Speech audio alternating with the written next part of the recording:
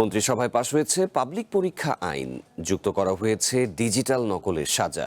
শুক্রবার সকালে রাজধানীর কৃষিবিদ ইনস্টিটিউশন মিলনায়তনে রোটারি বাংলাদেশ আয়োজিত লিডার্স ট্রেনিং সেমিনার অনুষ্ঠানে প্রধান অতিথির বক্তব্যে এসব কথা জানিয়েছেন শিক্ষামন্ত্রী আ.ন.ম এহসানুল হক মিলন।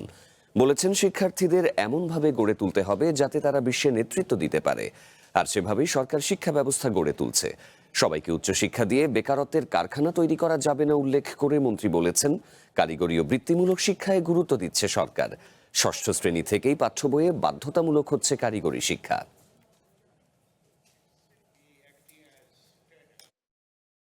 স্কুলে বাচ্চাদেরকে যেন ভালোভাবে থাকে সেজন্য মিড ডে মিল এবং তাদের লেখাপড়ার জন্য আনন্দময় হয় সেজন্য নেই learning with happiness, class for sports culture. এমনকি আমরা স্পোর্টসে সাঁতার, দাবা, এগুলি সব কিছুই আমরা ইনক্লুড করতে যাচ্ছি ফ্রম দ্য প্রাইমারি লেভেল। আজকে এসে আমি কি এটা চেঞ্জ করলাম, জাস্ট এটা ডিজিটাল ট্রান্সফরমেশন হয়েছে। ডিজিটাল কোনো সাজার ব্যবস্থা নেই, যদি কেউ ডিজিটালি নকল করে এটা সাজার ব্যবস্থা নেই।